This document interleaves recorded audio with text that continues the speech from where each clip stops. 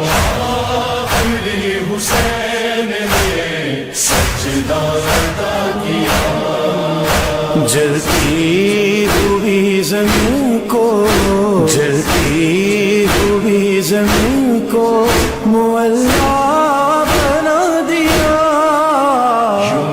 آخری حسین نے سجدہ ادا کیا۔ آیت اللہ سید احمد خنساری ان کا نام ہے، بہت بڑے عالمین، بہت بڑے عارف، کئی سال ان کے سارے واقعات ہیں۔ انہوں نے ایک مرتبہ دعا کی تھی، جب قحط سالی کا زمانہ تھا، دعا کی تھی کہ پروردگار بارش نازل فرما، بارش ہوئی اور ایسی بارش برسی کہ لوگ دوبارہ آئے ان کے پاس، کہا کہ آپ خدا سے دعا فرمائیں کہ بارش روک لے، تو انہوں نے دوبارہ دعا کی تو یہ قطع آب ہوا اور بارش برسی۔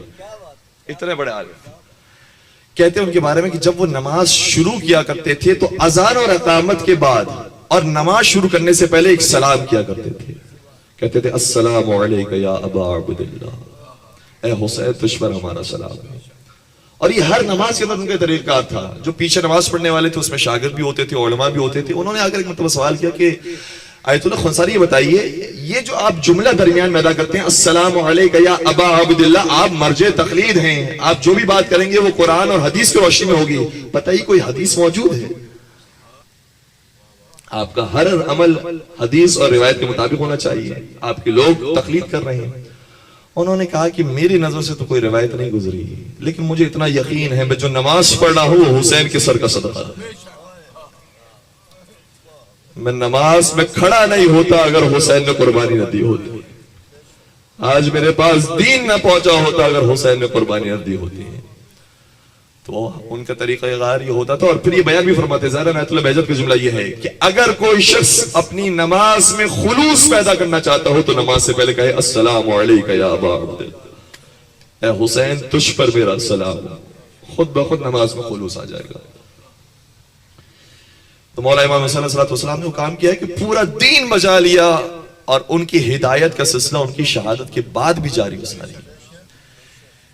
آیت اللہ میلانی ایک مقام پر موجود تھے، کسی نے اس مجلس کے اندر ایک شعر پڑھا، بڑا معروف شعر ہے ایران کے اندر، اور جسے سرچ کرنا ہو سرچ کیجئے گا، یہ شعر موجود ہے۔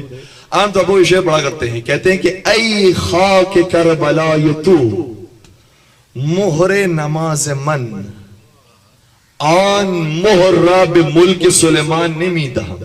آئے ہائے ہائے کیا شعر ہے!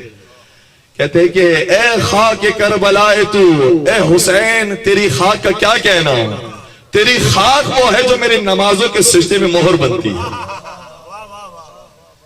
یہ میری نماز کا حصہ بن گئی ہے، یہ سجدگاہ بن گئی ہے۔ اور پھر آگے کہتے ہیں کہ اس سجدگاہ کو جس میں آپ کا لہو شامل ہوا ہے، میں اس سجدگاہ کو سلیمان کی حکومت کے بدلے بھی عوض نہیں کروں گا،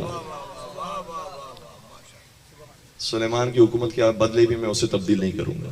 جب یہ شعر کہا ایک مقام پر ایک مجلس کے اندر تو آیت اللہ میلانی موجود تھے، بہت بڑے بزرگ ہیں، انہوں نے کہا کہ اس شعر کی ذرا اصلاح کرو، تم نے یہ کہا کہ اے خاک کربلا یہ تو مہر نماز من، اے خاک کربلا تو میری نماز کو مہر بن گیا ہے، کہو نہیں، اے خاک کربلا یہ تو اصل نماز من، اے خاک کربلا تو صرف میرا مور نہیں بنا ہے، پوری نماز ہی تو بن گیا۔ اگر تو نہ ہوتا تو میں نماز کے لئے کھڑا نہ ہو سکتا، مجھے بندگی کا کرنے کا سلیقہ ہی نہیں آتا اگر حسین ابن علی نے اپنا سر نہ کٹایا ہوتا۔ تو حسین ابن علی کی جو ہدایت ہے وہ شہادت کے بعد بھی جاری و ساری ہے۔ تو مولا حسین علیہ السلام کی کل کی خطبہ میں ہم نے آپ کی خطبہ میں عرض کیا تھا کہ 10 محرم تک مولا امام حسین اپنا خون پیش کر رہے ہیں، لیکن اسی ہدایت کی خاطر مولا سید سجاد اپنے خون کو بچا رہے ہیں۔